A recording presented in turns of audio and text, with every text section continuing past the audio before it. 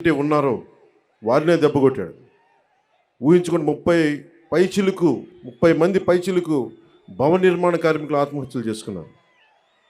అందరికీ చెందాల్సిన ఇసుక, ఒడ్డెరు కులాలు వీళ్ళందరికీ చెందాల్సినవి కాంట్రాక్టులు కానీ, ఇసుక రీచులు కానీ, క్వారీలు కానీ ఇవన్నీ ఒక కంపెనీ కట్టబెట్టేశారు.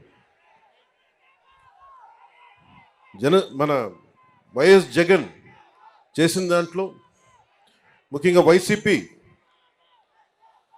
ప్రతిపక్ష నేతగా ఉన్నప్పుడు బీసీల గర్జన పేరు మీద ఏలూరులో ప్రత్యేకమైన సభ నిర్వహించి చాలా హామీలు ఇచ్చారు.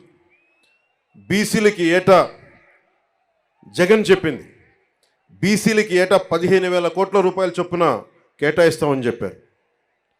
5 ఏళ్లలో 75,000 కోట్ల రూపాయలు బీసీల సంక్షేమానికి కేటాయిస్తామని చెప్పాడు. వాస్తవానికి 0. బీసీ కేటగిరీల్లో అన్ని కులాలకి 153 కులాలను గుర్తించమని బీసీ సంఘాలందరూ కోరుకుంటూ ఉంటారు. దాన్నే కుదించి 139 కార్పొరేషన్లు పెడతామని చెప్పి దానిని 53 కార్పొరేషన్లు కుదించి 56 కార్పొరేషన్లు కుదించి వాటికి కుర్చీలు కూడా